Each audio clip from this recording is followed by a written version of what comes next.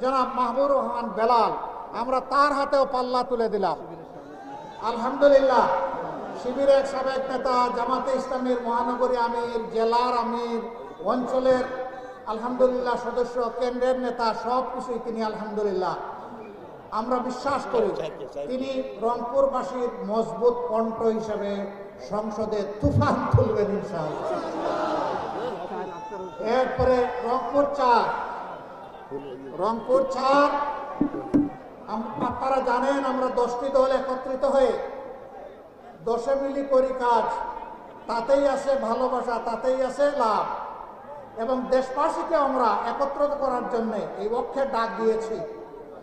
সেই 10টি দলের গুরুত্বপূর্ণ একটি দল হচ্ছে জাতীয় নাগরিক পার্টি। এই পার্টির সদস্য সচিব আপনাদের সন্তান, আমরা তার হাতে এবার শাপলাকলি তুলে দিচ্ছি। মার্কা একটাই, যেখানে পাল্লা ওখানে পাল্লা, সবাই পাল্লা, যেখানে শাপলাকলি ওখানে সবাই আমরা শাপলাকলি। তো এই আসনে আমরা সবাই শাপলাকলি ইনশাআল্লাহ।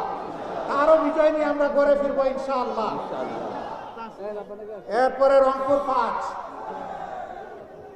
আরেক মজলুম নেতা, দীর্ঘদিন জেলে ছিলেন, আপনারা তাকে চিনেন, সাবেক উপজেলা চেয়ারম্যান জনাব বিশিষ্ট শিক্ষাবিদ জনাব গোলাম রব্বানী, তার হাতে আমরা ইনসাফের প্রতীক এই দাড়িপাল্লা তুলে দিলাম।